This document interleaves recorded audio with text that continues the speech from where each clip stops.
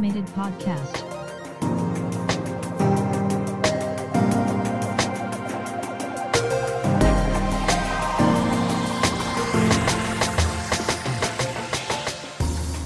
Welcome to Automated. I'm your host, Marc Verbenkov, and in this weekly podcast, we will be exploring the impact of emerging technology on jobs, society, as well as us, with business and technology leaders, researchers, and independent professionals across the world. So overall, this podcast is largely focused on a 10-year time horizon when exploring the emerging technologies that the many guests have brought up. And the main reason for this is that it's actually quite a challenge to predict what changes will come after this point due to the accelerating nature of technological development and the convergences between these technologies. But in today's episode, we look beyond the 10-year time horizon for the future of work with the help of futurist Matthew Griffin. So if you've ever wondered what jobs or skills will be relevant in the coming decades, this conversation should give you a really great place to start. And as we touched on many different topics, the conversation will be broken down into 2 different episodes, with this first part looking at the megatrends and technologies that are impacting the future of work, which industries will be disrupted, and what soft and hard skills will be needed for individuals for the coming decades. So Matthew Griffin has been recognized for the past 6 years as one of the world's foremost futurists, innovation and strategy experts. He is an international speaker who helps governments, investors, multinationals, and regulators around the world envision, build, and lead an inclusive, sustainable future. He's been described the advisor behind the advisors and a young Kurzweil. He is the founder and CEO of the 311 Institute, a global futures and deep futures consultancy working across the next 50 years, and the World Futures Forum and Exponential University, 2 philanthropic organizations whose mission is to reduce global inequality in all its forms and ensure the benefits of the future are accessible to everyone, irrespective of their abilities or background. He's the author of the futuristic Codex of the Future series and the book How to Build Exponential Enterprises. Matthew's clients include world leaders, royalty, G7 and G20 governments, and well-known multinationals including Accenture, Aon, BCG, Centrica, Deloitte, LinkedIn, Microsoft, Qualcomm, and many, many others.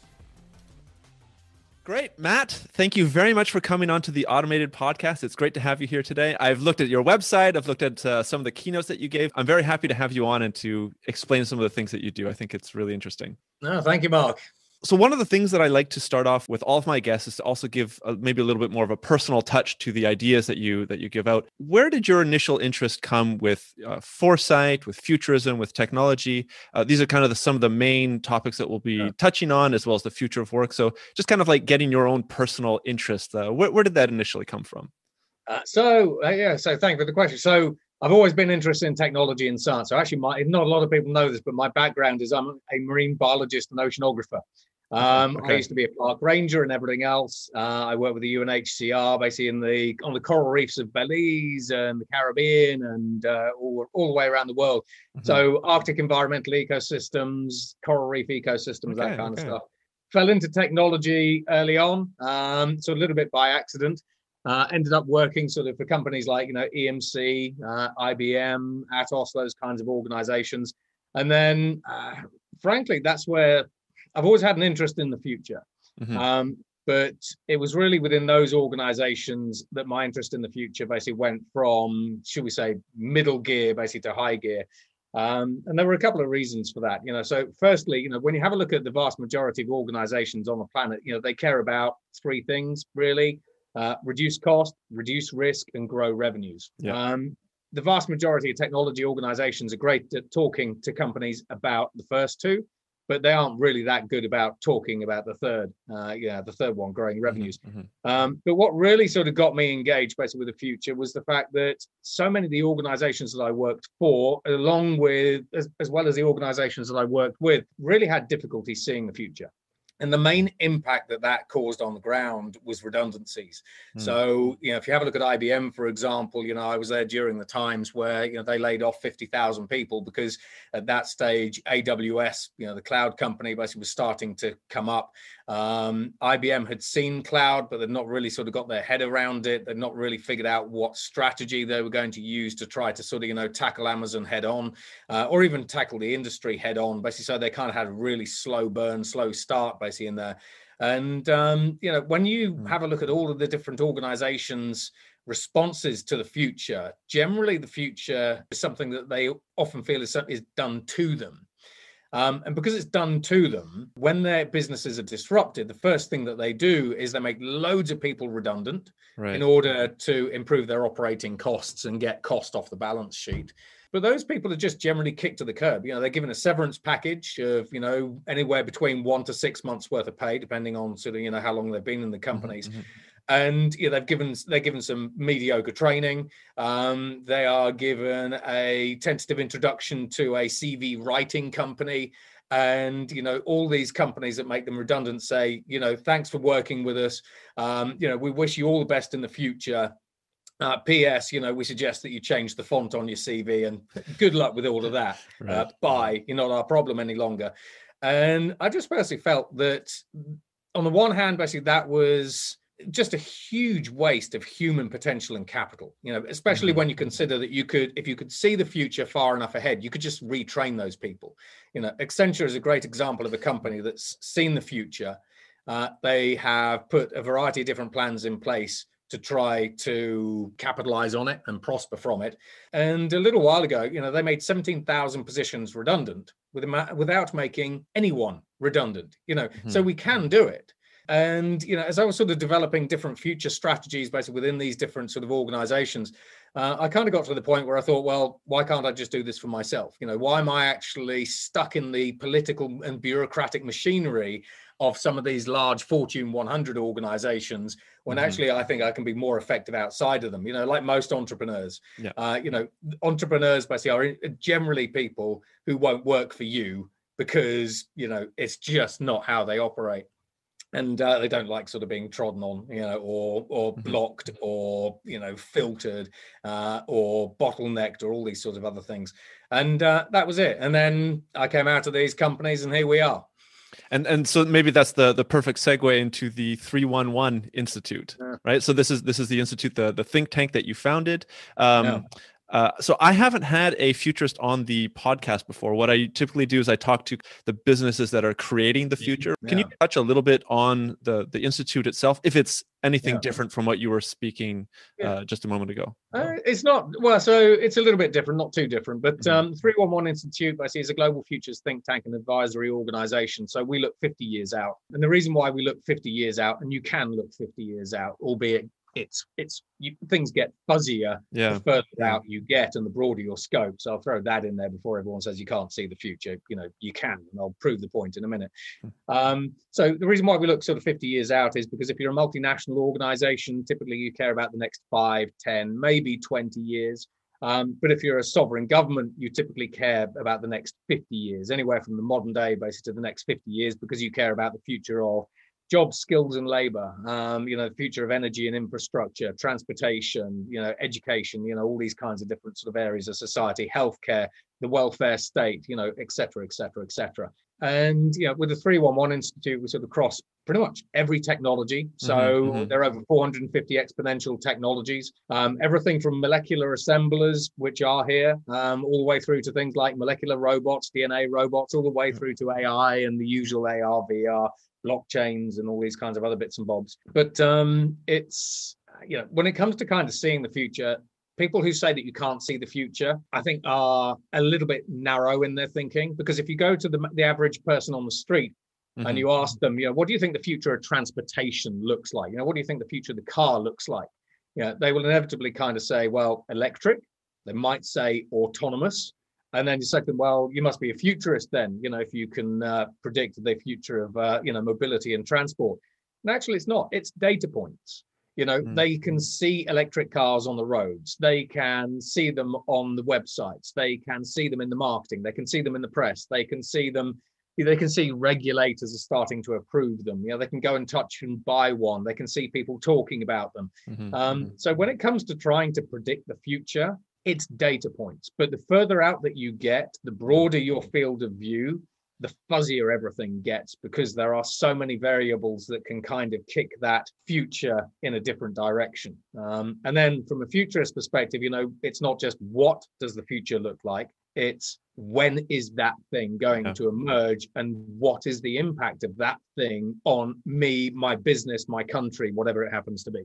Yeah, which I think would be so highly relevant for these governments and for the businesses that you're consulting with, to make their workforce not redundant at a specific point in time.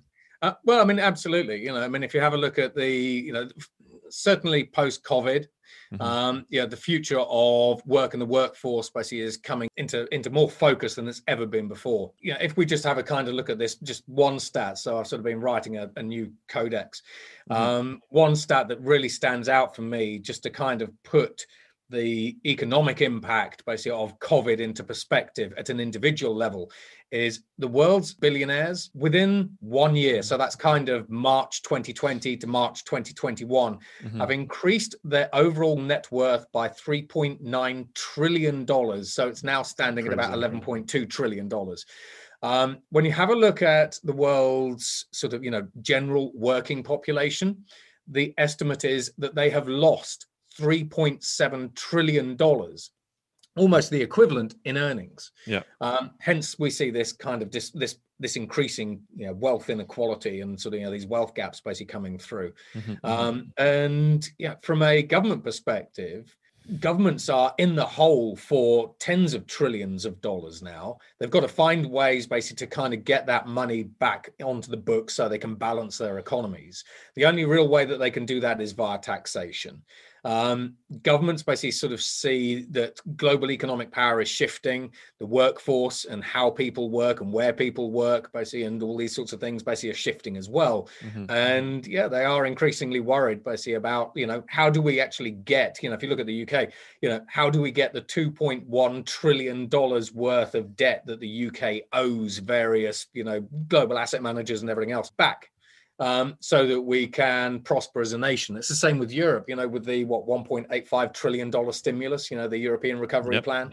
US, $2 trillion basically over there, et cetera, et cetera, et cetera. Yeah, and I think, as you rightly pointed out, COVID is kind of the event that pushed all of these things really into the forefront of everybody's minds. Whereas before, maybe you would go about your day, go about your year, not really thinking about these things. But right now, it's in everybody's faces kind of all the time. And even when you have a look at, COVID, ironically, if you have a look at trends, some of the mega trends that sort of been going on, you can categorize most trends according to a methodology that's called STEEP, which stands for, society, technology, economics or economy, environment and politics. And COVID has had a major detrimental impact on all of them, except for technology and the environment. So the environment's obviously improved. Technology has come to the forefront as a tool that we can use to try to get back to the new normal, the great reset, to build back better, the recovery plan. And you can kind of guess which particular continent has come up with the name of the recovery plan, as opposed to, all these other sort of fancy, these fancy marketing taglines basically that some of these people have come up with. It's taken a swathe right out of all of these different mega trends and left very little untouched. Well, maybe let's dive into that a little bit more, but focus more on kind of the future of work, right? So the podcast itself really looks at the future of work, how automation, and I guess we'll get into it a little bit later, the kind of autonomous nature of a lot of these future businesses and technologies that are coming out. We've been talking about COVID. Obviously, digitalization and remote work are two of the main trends within COVID as it relates to the future of work that is in everybody's faces. This is blatant. I mean, this is how we're communicating now. What are some of the other mega trends as it relates to the future of work that you've seen apart from the kind of COVID wave that we've been all smacked in the face by? So you've got a few. Firstly, when we have a look at work from home, it's not work from home, it's work from anywhere. Additionally, you can actually apply work from anywhere to an increasing number of non-traditional job types. So very fast examples, we've got construction workers in Germany who are based in Germany who are using 5G and teleoperations technologies to build buildings in South Korea. That's, working from home as a construction worker has never traditionally been a thing. When we have a look at surgeons, for example, we've got the University College of London and we've got Barts, as well as a couple of other hospitals around the world where during COVID, their surgeons basically were in lockdown.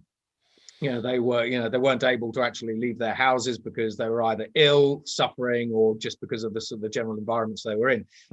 Using sort of mixed reality technology. So this is things like, Microsoft HoloLens, basically, as well as, again, teleoperations, telepresence, different robotic systems, 5G, again, was sort of where it's available.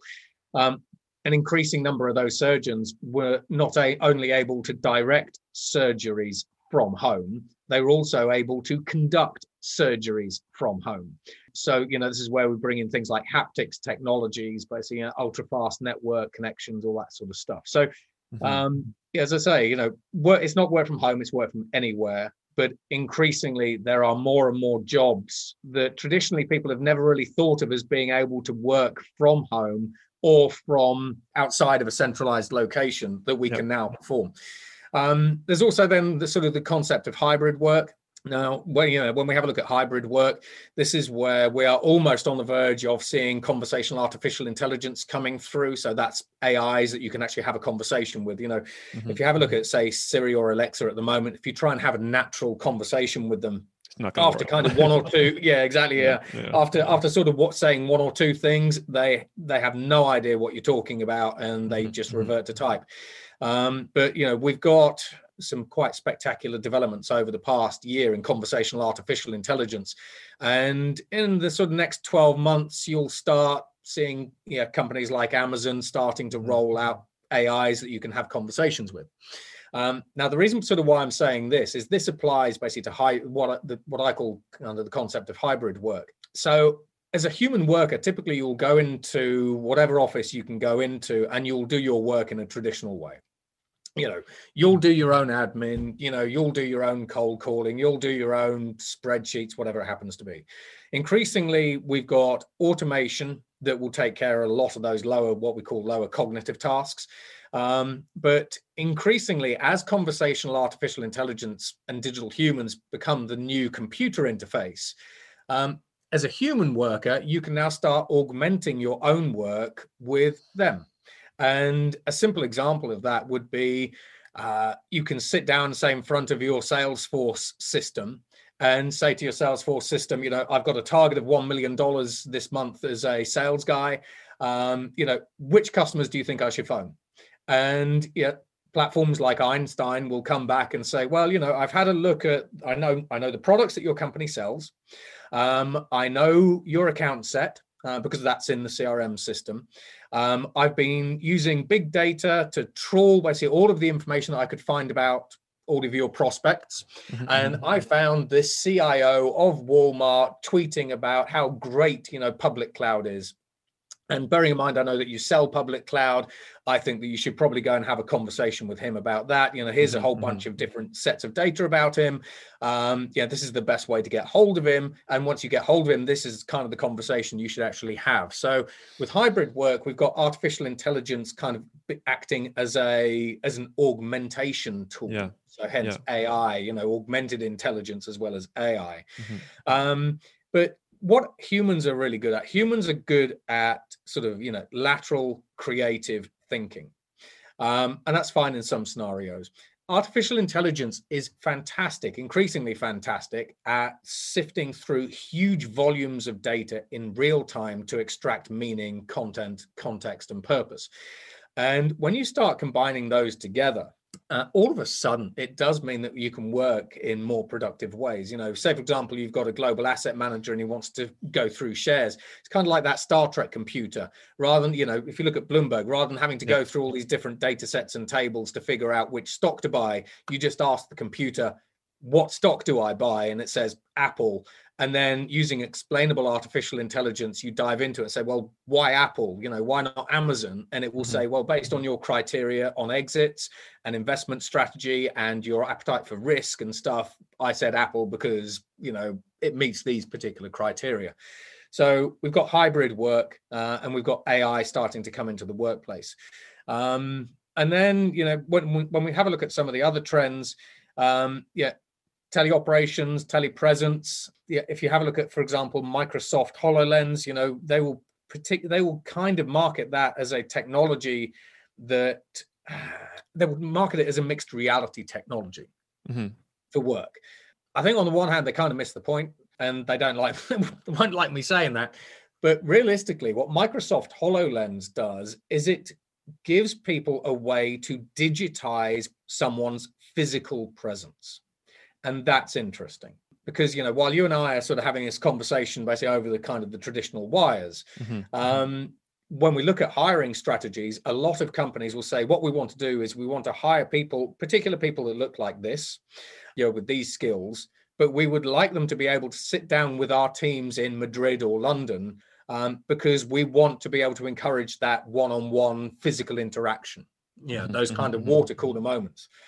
With HoloLens, as well as some virtual reality technologies, but particularly HoloLens, you can kind of get those water cooler moments by putting on the headsets. And bearing in mind that one of the key attributes of most technologies is that they get better and faster and more performant over time.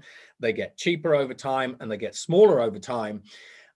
We've already got virtual reality glasses from Facebook, so rather than having these big bulky headsets, if you want to just meet your co-workers basically in a say, for example, a mixed reality HoloLens like environment. So there's mesh that Microsoft talk about. You just put on some regular glasses that look like sunglasses, and that's it. So 1 minute you're in a hybrid work environment, the next you've taken them off, you're back home again.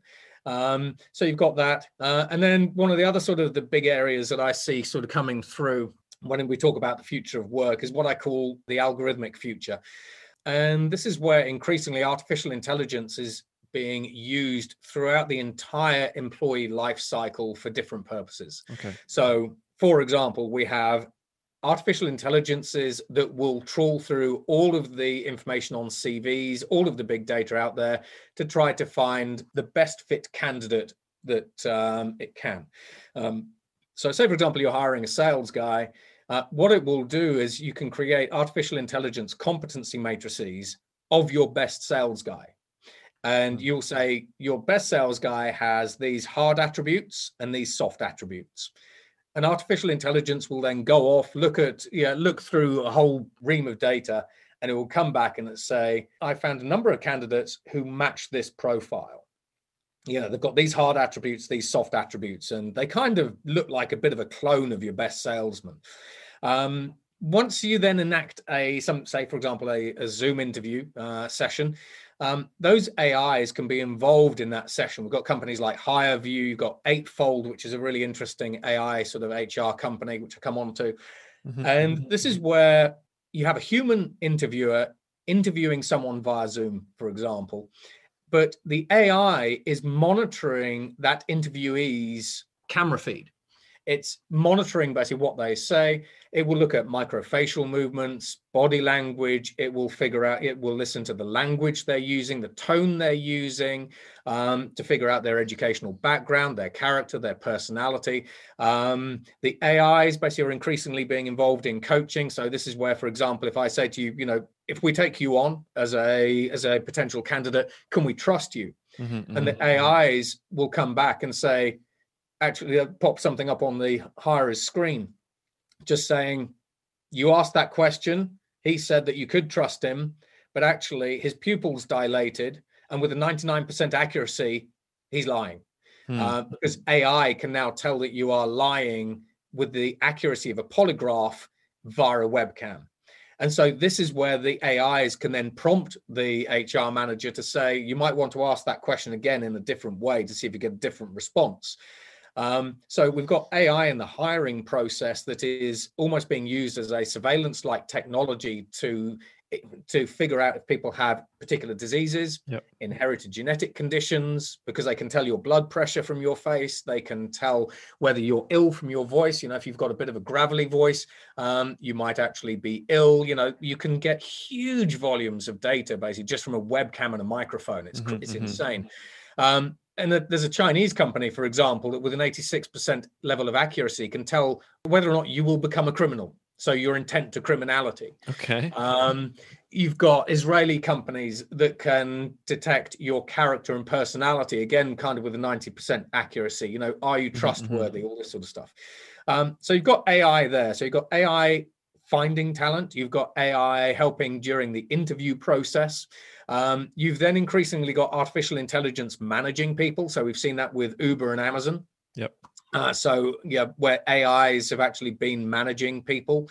Amazon, you know, according to Jeff Bezos's latest shareholder letter, they now have an artificial intelligence that will use machine vision in the warehouses, and it will figure out that, you know, if you're always picking up a box like this as a human, if you suddenly pick the box up slightly differently, you might be a bit tired.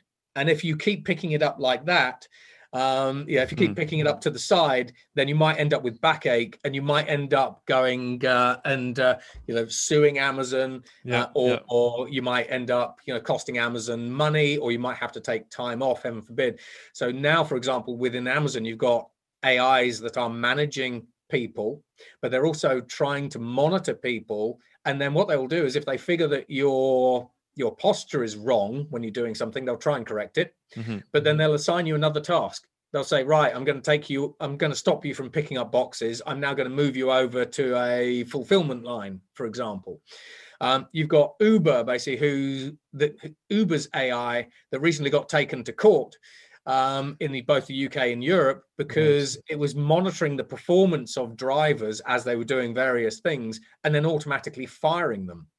So when I talk about, you know, the algorithmic work, we have AI finding people, helping hire people, increasingly managing people. There's a platform over in Asia that's managing 400,000 gig economy workers, and they don't know it, and then firing people. And in the Uber's case, the UK court overruled Uber's artificial intelligence and got it to reinstate 5 of the workers. The others didn't win their cases. So we have this concept of algorithmic work where AI is now becoming your boss. Yeah. And that's before we talk about autonomous companies. Okay, awesome. I think if I'm putting myself in the shoes of some of the listeners, especially on the kind of the last point that you were saying, I would think that there would be a significant amount of fear coming up as we're talking about the main trends, but more towards this AI trend, right? If you're having some cold, you know, non-hearted AI becoming your boss, making hiring and firing decisions, how does that benefit the individual worker? To me, as a listener, it might sound more that the boss, the entrepreneur, the corporation might benefit more than the actual individual. So inevitably, basically, the individual doesn't really benefit, and that's before we get anywhere near talking about AI bias, you know, et cetera, et cetera. So, and increasing, and this is sort of where, you know, when I'm working with the clients that I work with, particularly from an HR and workforce perspective, this is where I encourage basically kind of like the CHROs and the CEOs and the CFOs, basically businesses, to actually make sure that those businesses maintain their humanity. Because when you're having a look, you know, if you have a look at all of these different things, basically from a company's bottom line, if I can use an artificial intelligence to help me manage you, then I don't need a manager. We've got Bridgewater Associates. They've got $160 billion under asset. They're trying to automate the entire company, starting with the management team, etc. So I can reduce costs because I don't need as many managers. I can use artificial intelligence to monitor your behaviors and your work and your workflow to help me improve your productivity. So that's kind of a benefit there. But yeah, when we start having a look at the accountability of these algorithms, they're all black boxes. You know, just as the Amazon and Uber workers have found out, you know, if you're fired automatically by an algorithm, who do you go to? Who helps you? Who even understands? Which law firm even understands how they can start, ripping these algorithms apart? That's when we get into IP and law. That's a completely different kettle of fish. In addition to that, when you have a look at schools, for example, schools and colleges and universities are still coaching people on, when you get to your interview with a person, this is how you act, this is how you behave. When we have a look at the interview process, a lot of these universities do not tell students, what to do when an artificial intelligence is being used to monitor and surveil your answers, and how you should, react, how you should use, what body language you should use, intonations to be careful of. So it's an increasingly worrying trend. We are taking, to a degree, we're taking more humanity out of organizations. And then when you have a look at the Fat Bag Collective, so you can switch in the companies as you like, but kind of Facebook, Apple, Tencent, Alibaba, Google, Amazon, depending how you want to round out the Fat Bag Collective as they're known. Increasingly, those businesses are becoming more and more autonomous. And you can see this, but even Airbnb, you can see this basically in their balance sheets. When they say, our revenues are $100 billion, but the number of employees we have is down here, and our revenue per employee is way up here. When you compare it to sort of older traditional businesses, it's like Airbnb. I mean, Airbnb's average employee earnings is something like 12 million per individual. Right. So from a business perspective, there's loads of different ways that you can rationalize the use of these new technologies. But then we kind of come to the question of, should you? And just because you can doesn't necessarily mean you should. Yeah.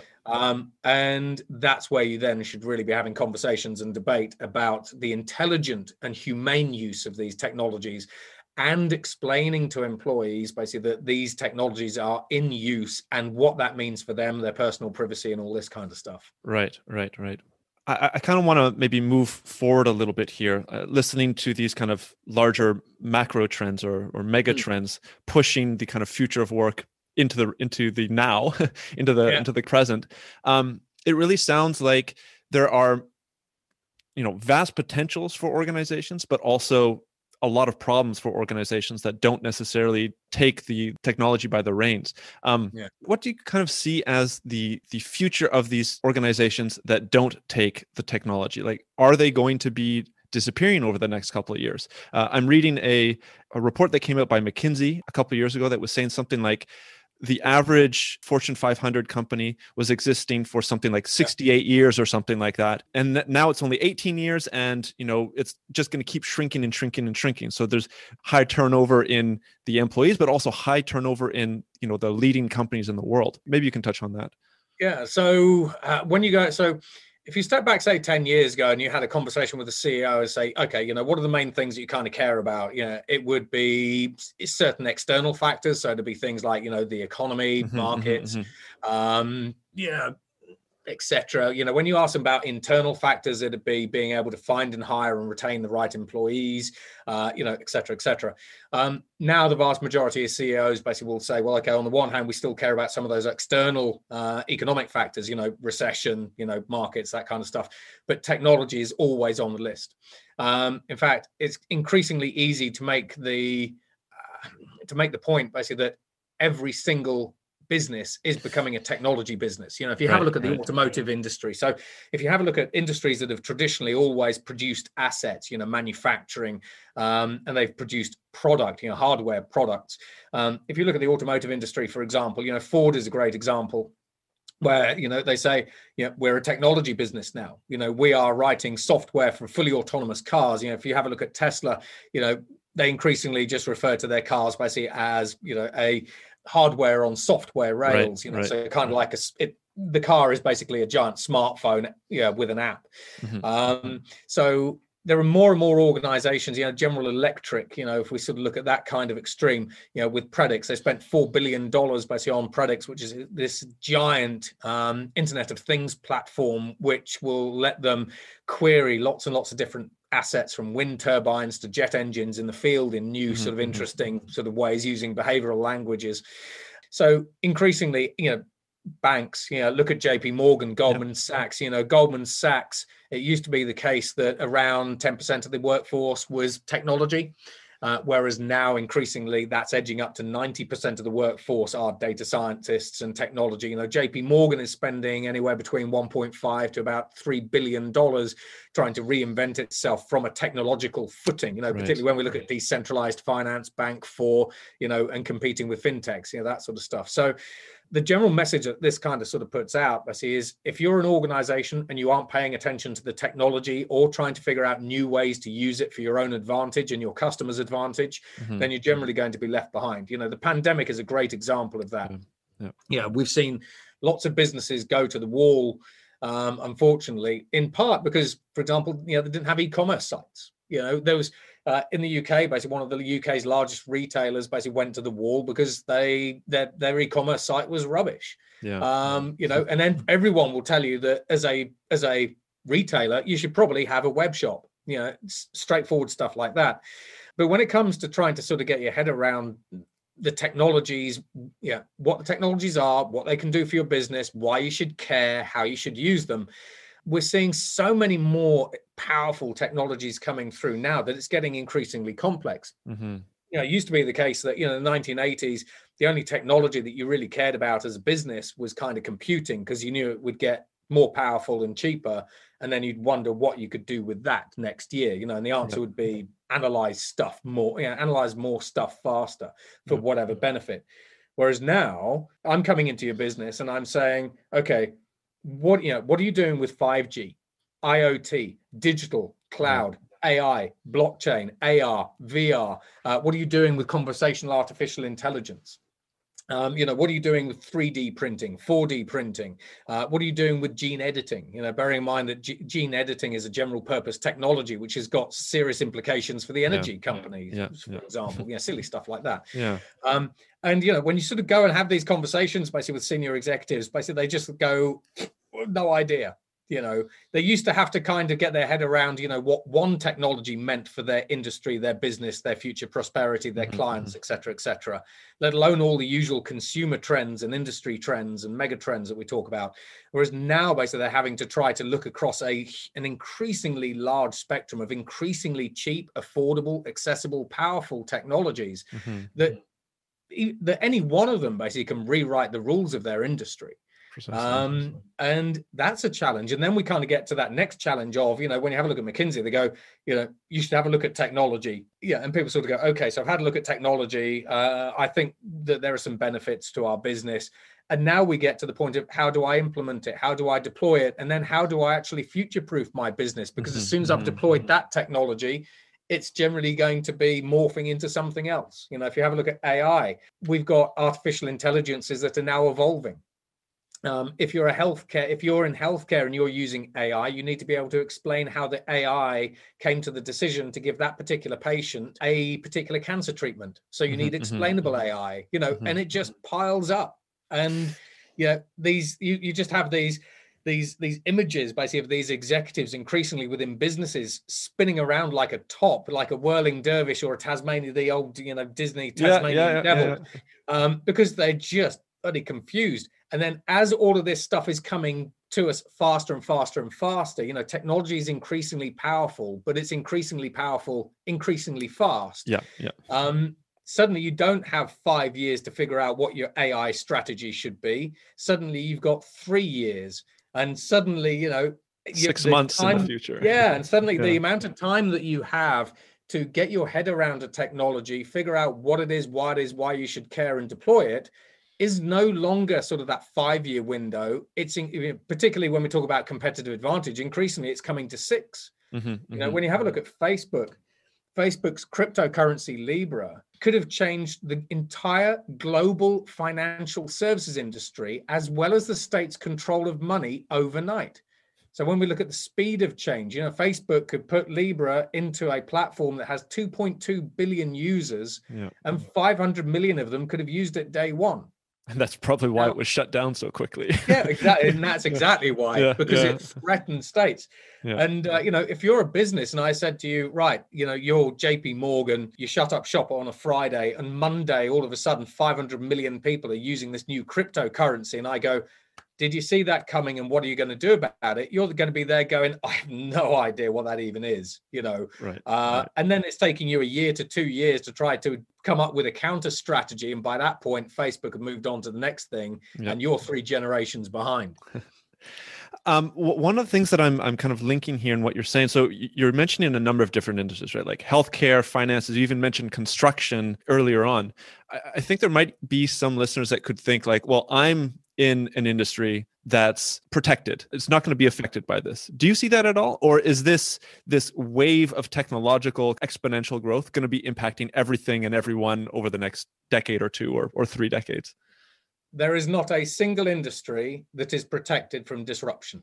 Yep. And if you like, just to prove I don't really have anything sort of already pre-canned, you can shoot a few industries at me and I'll tell you how they're being disrupted from the core now.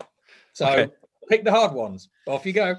You already said construction. So like I come from Canada, in a kind of a rural place, and people are in construction, people are doing welding, people are doing, the hard, using your hands in the trades. I think that is kind of one of the typical things that people say, oh, technology is not going to really impact me. But you already said that construction workers are being impacted in that sense. Yeah. Okay. So construction. I'm in a particular country. Basically, I want to build a building. I don't know, say it's a 4-bed house. We'll go with a traditional building, but we can do this with skyscrapers. That's coming through. We can do it with big government buildings. So if I wanted to build a standard detached 4-bed house in, say, France, it would typically cost me about 200 to 250,000 euros. It would typically take me about 3 to 6 months, basically, depending on the tradesman that I use and all that kind of stuff. Right? Mm-hmm. Yeah. Go and have a conversation with any construction company. Basically, their figures will vary a little bit, but generally you're kind of looking at that sort of ballpark. Using a 3D printer, I can 3D print that exact same 4-bed house in under 24 hours, and I can do it for under 20,000 euros. And you can move in, once I've sort of put in the windows and I've done some cabling and bits and bobs, because the printers still can't do that. That's coming, but they'll be able to 3D print pipes and electrics straight into the shell of the houses. You can move in at the end of the week. Now, from a construction perspective, so on the one hand, we're already using exponential technologies like, say, 3D printing and artificial intelligence and machine vision to help us 3D print a variety of buildings and building formats, basically, in a day for about 90% less cost than it costs to build a traditional building. There's a great video. If the sort of listeners want to go and have a look, go and have a look at the world's largest 3D printed building. Basically, was just recently completed in Dubai, and they have these robot 3D printers just moving around the building site. So it's a little bit like a crane. It just spins around, printing different layers of this building. A little bit like the way you ice a cake. Yep. Firstly, when you have a look at the number of construction workers that you need when you're building buildings in that way, you need about 70% less. But the reason why I say go and have a look at this Dubai video. I'll put it in the show notes, by the way. Yeah. The reason why I say have a look at this Dubai video is because one of the human workers is literally sitting on the roof of this 3D printed building in a chair, just watching the printer. It's just going around and around, just printing this thing. So when we have a look at the construction industry, I can get an artificial intelligence to design your house, your community, or even your city. I can use artificial intelligence in parametric planning. So, it can figure out the best particular layout for that particular house. I can send that wireframe, CAD drawing, BIM, whatever, straight to a 3D printer, and it can then go off and print it. And then you can move it at the end of the week. So Amazing. That's construction. And there's a whole conversation on construction. Maybe I can shift it a little bit here. So like we're talking about industries, we're talking about businesses, but I think again the listeners they're individuals. We're all individuals. We're not corporations. So I know that you look at not just the future in the next 10 years, but kind of even further out, up to 50 years or so. So when we're talking about kind of the future of jobs itself for the individuals, what's going to be, what are people going to need to be? Is it programming? Is it creativity? Is it what kind of skills are people going to need? So you've got to have soft skills. So when we have a look at the dates kind of between 2020 and 2040, there's still going to be there's going to be change within the workforce, and that's going to accelerate. But fundamentally, when you have a look at the type of jobs that AI is already starting to take over, particularly in the cognitive space, let alone kind of in the blue collar worker space, it's generally jobs that are automatable. Now, you can automate any job. And what I mean by that is if I can figure out what you do during your daily job, and I can break that into a flow chart, I can then write an algorithm for each individual step in that process, and then I combine those algos together, and I've got my AI model. A good example, basically, for example, some things basically that we can automate is Goldman Sachs basically are automating the IPO process. It's got 160 steps. Typically, the IPO process will cost most organizations about $10 million, if particularly the larger ones when they go IPO. Goldman is already automating the entire IPO process. So you can automate anything. You can automate creativity as well. We've got general adversarial networks, what I call creative machines. You've got these kind of coming out of companies basically from likes of Autodesk. You can also call them generative design platforms. And what they will do basically is, they will take an existing product, and you then tell them what you want them to do. So, for example, make that product better, and they will run thousands of simulations a minute based on what results you want them to enact or to do. And they'll run thousands to tens of thousands of simulations in virtual reality in a minute, and they'll come up and say, well, based on your parameters and your wishes, I've come up with product version number 2. So companies like General Motors are using those. Basically, we've got NASA using them to build rovers. We've got Under Armour using these to artificial intelligences to design trainers, and then they're 3D printed in the back. That cuts down your time, your product development time by 99%. We've got Airbus using artificial intelligence to help them design the A330neo. We've got Amazon using AI to design clothes.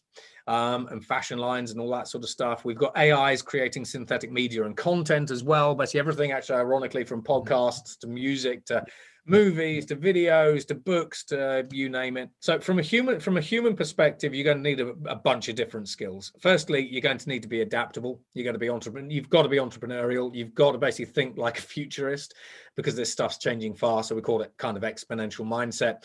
You do have to be creative. You've got to be curious as well. Children are great at this. It's that why.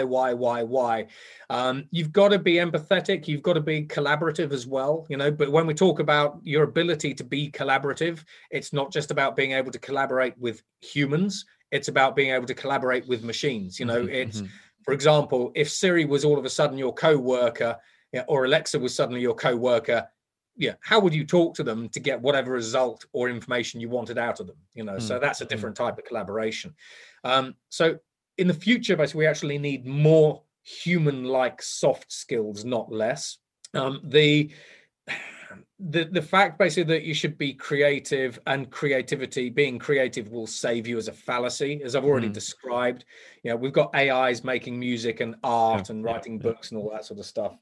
That's just innovation is quite easy to innovate. If I asked you to innovate a cup, for example, firstly, you've got to know what a cup is, what it does. It holds liquid. You've got to know that it's probably for a human. So you've got to have that reasoning and contextual information. And AIs are getting increasingly good at that. And then once they understand what a cup is, they go, well, now we'll just design it. So innovation, basically, as every innovation consultancy will tell you, is a process. If you can turn something into a process, you can automate it, like it or not.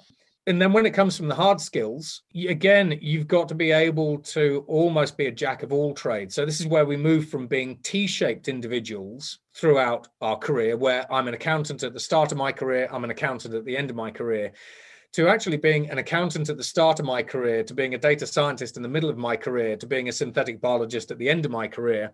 And there's this general, when it comes to retraining, we sort of discussed Accenture, there's kind of this fallacy, basically, that if you want to get really good at something, you need to spend 10,000 hours doing it. There was a book that came out years and years ago, and that's kind of where that came from.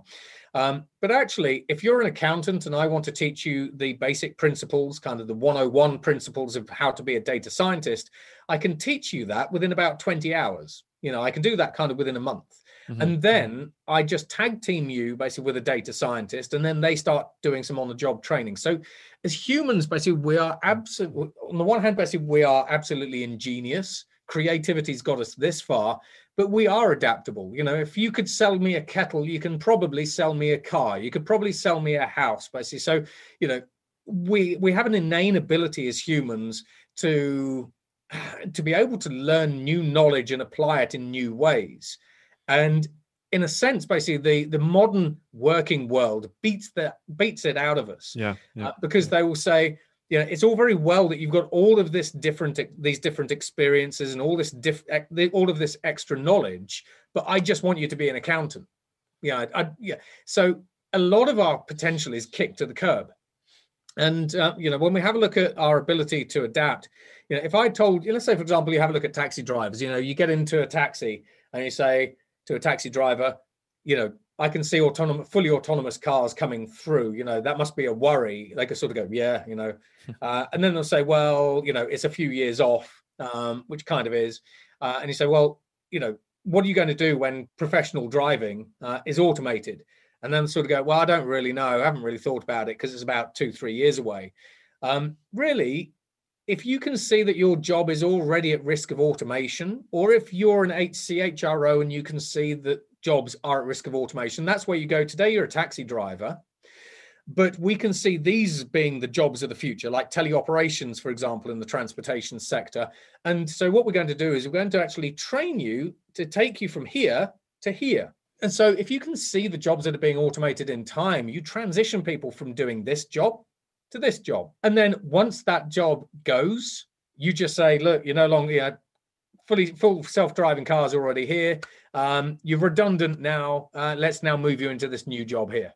And that's where companies like Accenture are very, very good at sort of seeing what's coming down the line and then actually putting for their own workforce the right policies and procedures in place so they don't have to make people redundant. So we can do it. Right. I can train you faster than ever before. If you want to be an artificial intelligence, data scientist, designer, whatever it happens to be, go and have a look at, the Coursera courses. Most of them you can get for free. Yeah.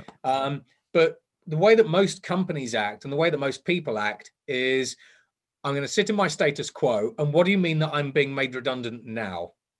I kind of saw that coming, but I just didn't bother doing anything because I just didn't. Right. That's what's going to get you. So this ends the first part of our discussion. I hope you found the ideas presented as interesting and compelling as I did. In the final section, Matt and I touch on whether we should have an optimistic perspective towards the future of work, the idea of fully autonomous businesses that can even outlast their founders, whether universal basic income will be necessary or not, as well as a brief insight into how you or your organization can start to future-proof today.